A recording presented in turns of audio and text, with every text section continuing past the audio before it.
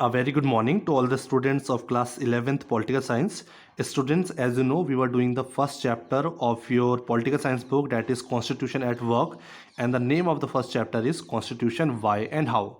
Okay, so we had started this chapter and we had already completed two parts.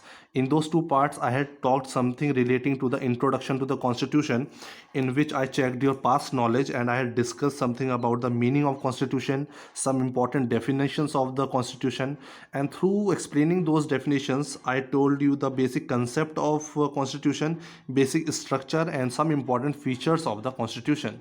Okay, then in the last video we had also started an important topic, that is the first topic of your NCERT book, and it was why do we need a Constitution. Directly we are starting our book with a question, that is why do we need a Constitution. So for explaining this, we have discussed 5 important functions of the Constitution.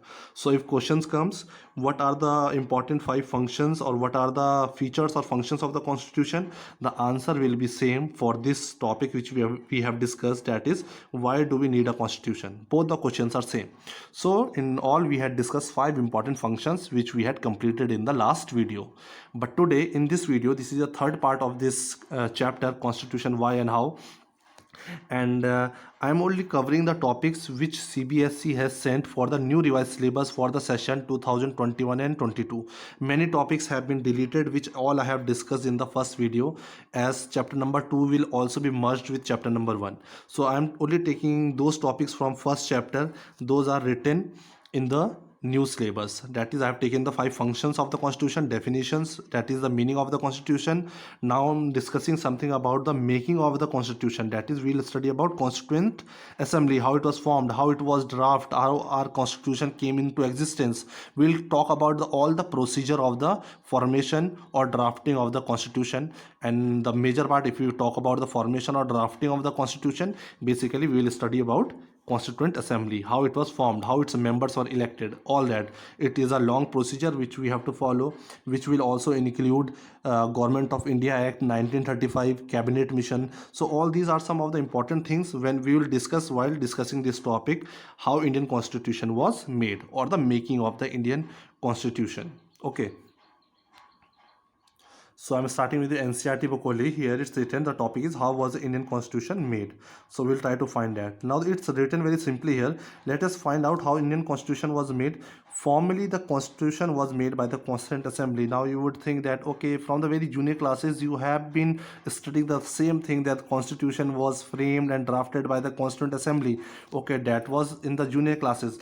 Now, as I told you, you are the student of humanities and we study the human culture and society, politically, socially, economically. So here we will do the deep study of the formation and drafting of the Constitution. If this assembly or this body was responsible for framing our Constitution, then we need to have a detailed and deep study of Constituent Assembly, that how it was formed, who were the people who formed, and how these members were elected. So each and everything we have to study about our Constitution as a Constituent Assembly. So this Constituent Assembly, which had been elected for undivided India. So basically, when we talked about our Constitution, we said that, okay, Constituent Assembly was responsible for drafting our Constitution.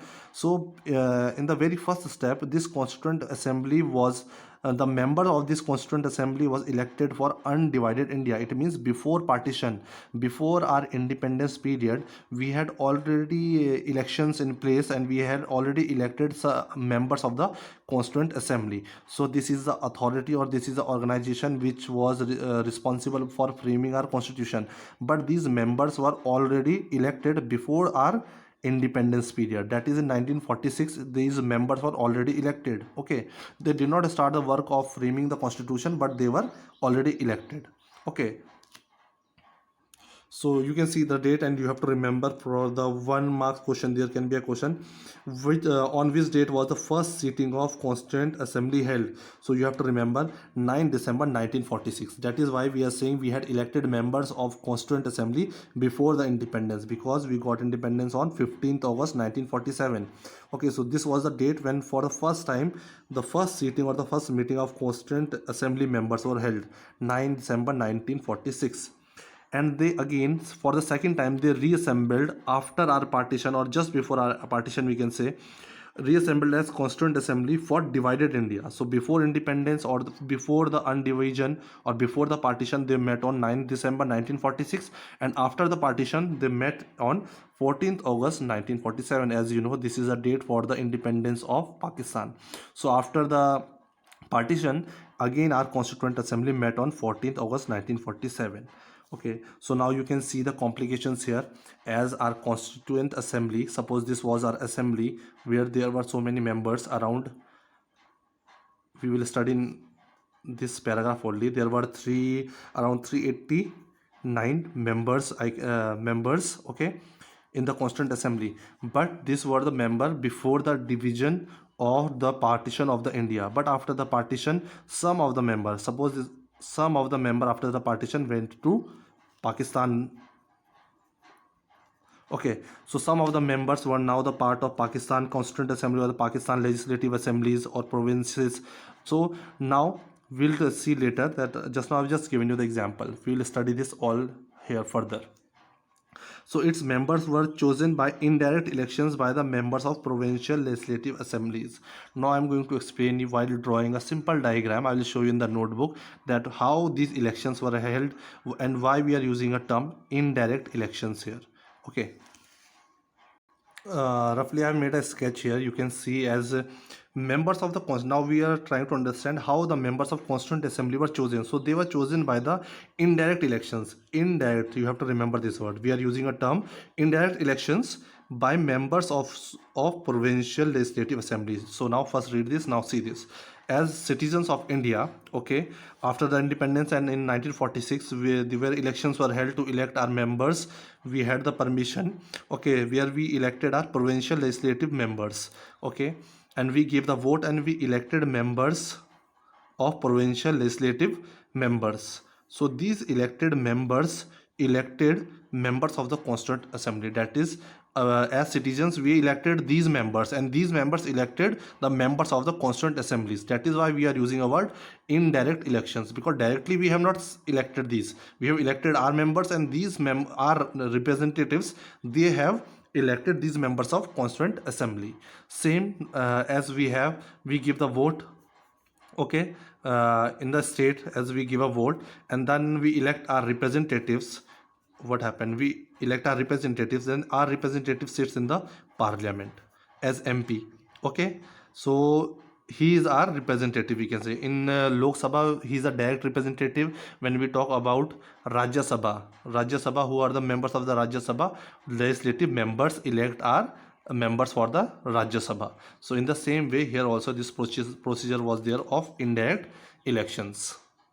So now I'm reading it from the book, whatever I have explained through that small diagram.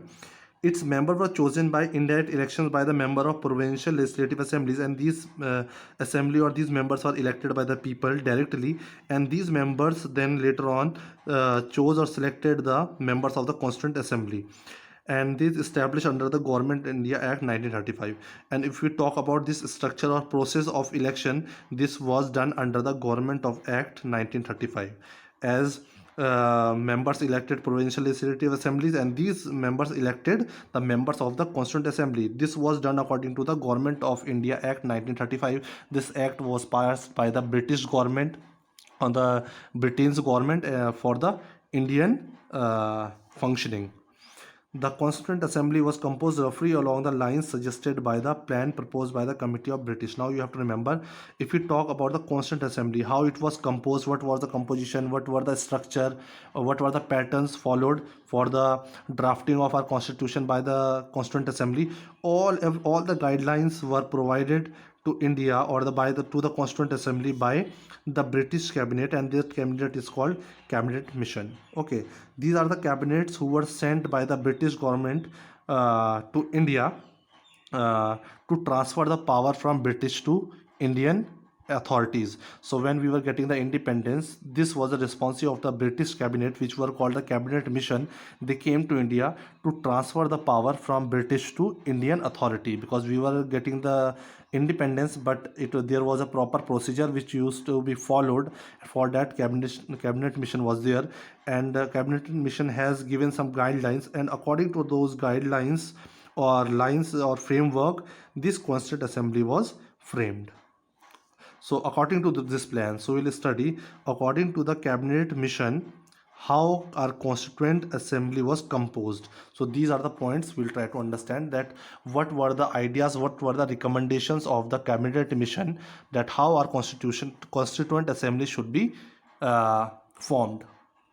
So the first point was each province, as we know under the British rule, as a British India, we had two type of regions. One was provinces, which were directly under the governance of British, and one were princely states, which were given some autonomy to govern themselves, although they were under the close eyes of the Britishers, but still they were given some authority for their internal matters, but still they had to accept the authority and the higher authority of the Britishers. But so there were provinces and there were princely states or group of states. They were allotted seats. So we'll talk about how they were allotted seats proportional to their representative population, roughly in the ratio of 1 is to 10 lakh.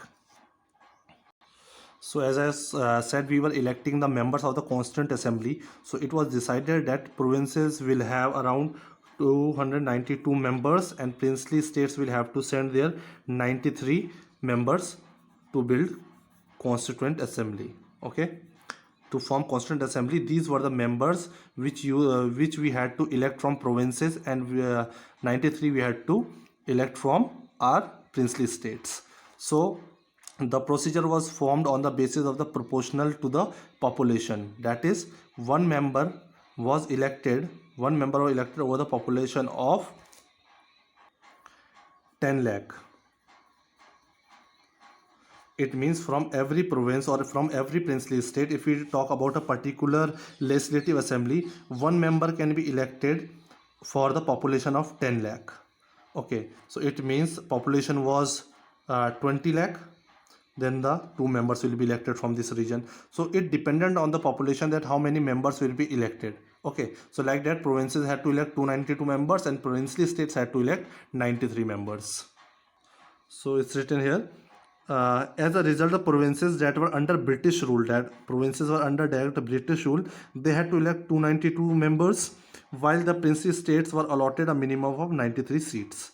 Okay, seats in each province, if we talk about each province, as there were 293 members which were to be elected by the provinces, but each province, if we talk about a single provinces, the seats were distributed by the three main communities: Muslim, Sikh and general.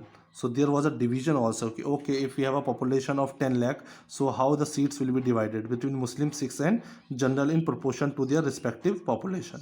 So all these are the guidelines which were according to the cabinet missions to form or to elect the members of the cabinet, this our Constituent Assembly.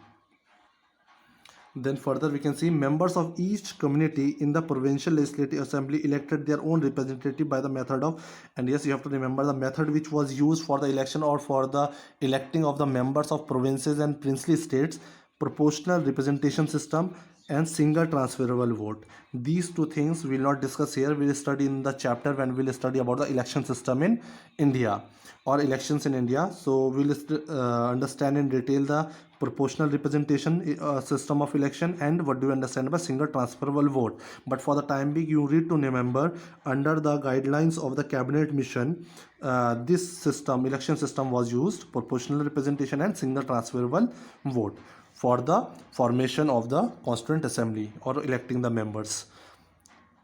The method of selection in the case of representatives of princely states, but if we talk about the princely states, there they were not having this proportional representation and single transferable vote. Okay, this was a system which was followed only in the provinces, that regions which were directly under the British rule. But as we know, princely states were not directly controlled by the Britishers. They had given some autonomy and freedom. So they were also given a choice that they could consult amongst themselves. So they could consult among all the princely states, could consult among themselves, but they had to bring 93 members to the Constituent Assembly. So it was left over to them that with the consultation with each other, they can bring their 93 members as their choice.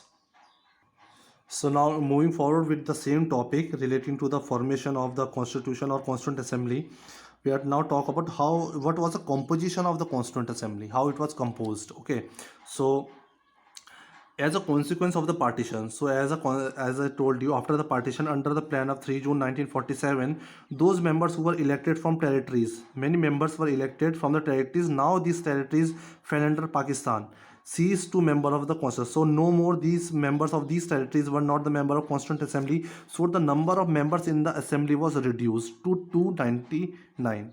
Now the number reduced to 299.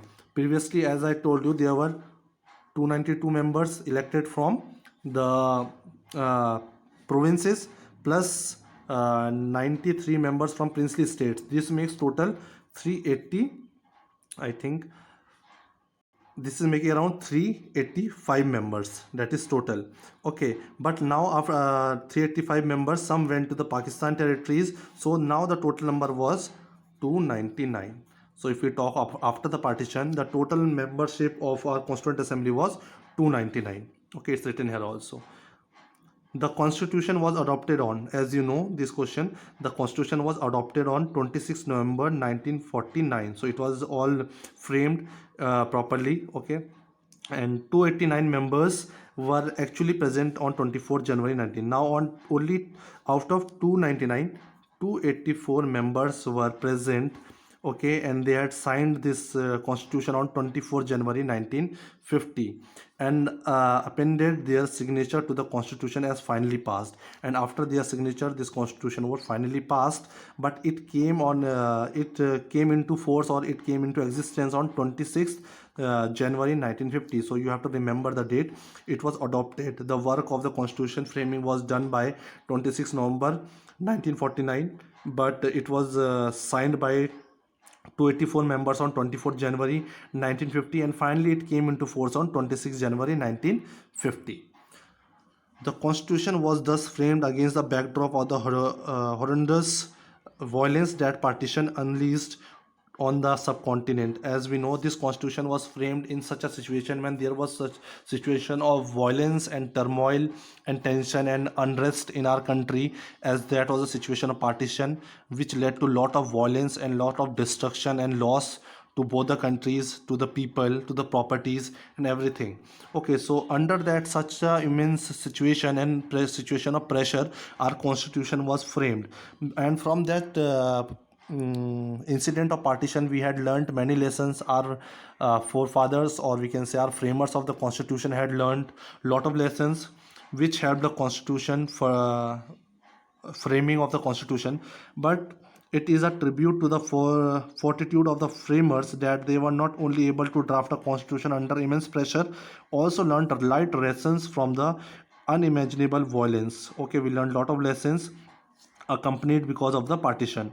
The constitution was committed to a new conception of citizenship which are not minority. Now our constitution focused on the representation, that there should be full representation of each and every person belonging to different religion, different class, different caste. So everyone should have a representation if you want to live peacefully after the partition, and if you wanted that there should not be emerge problems like partition again in India. So we focus that every community, every class, every part of the society and people got representation somehow in the constitution. So it was kept in mind, that it was focused that each one of them got the representation in the constitution. So both his accounts of composition and constituent assembly that drafted the constitution touches upon only the surface how our constitution was made. Although the members of assembly were not elected by universal suffrage, there was a serious attempt to make the assembly a representative body. Okay, as I have discussed all that, it was a serious attempt after the partition that it should be a representative body. Members of all religions should be given representation under the scheme described above. In addition, the assembly had 28, that is why 28 members were scheduled caste. As know, this was the tribe, or this was the community which was deprived and lagging behind. Okay, so they were also given representation, as 28 members of scheduled caste were included in the this constituent assembly. In terms of political party, if we talk about the political party, Congress was the most dominant assembly political party, which concluded around 82% of the seats. But if you talk about Congress was a party which we would say it accommodated all the type of people, all the classes, all the religions. So it accommodated all the types of the people. That is why we can say that it included 82% of the seats. The Congress itself was such a diverse party because it was a diverse party. So all the members used to be, or all the citizens, you had trust and faith on Congress. So like this was all the composition of Constituent Assembly. Okay, so you will have to go through with the book, and some topics of this chapter has been deleted, as I have told you earlier also. If we talk about, I will show you which topics are not there. It will be helpful for you. Like we have written, these are the functions which we had already done. Fundamental identity of the people, this is a fifth function of the constitution. Authority of the constitution, we don't have to do, this has been cut down in the syllabus. Mode of promulgation also we don't have to do. Then substantial provision of the constitution, we don't have to do. So all the important and the major topics have been cut down. We just have to study the simple 2 or 3 topics. Okay, so this topic we have covered today. Okay, composition of the Constitution Assembly, this we have covered today. Principle of deliberation, we don't have to do. Procedures, we don't have to do. Inheritance, we don't have to do. Entire whole chapter has been cut down. Only 2 topics we have to do, but the rest of the topics we will take from the second chapter. Okay, with this we are coming to the end of this chapter, of this topic. In the next video I shall take the other topic. Till then, thank you, take care.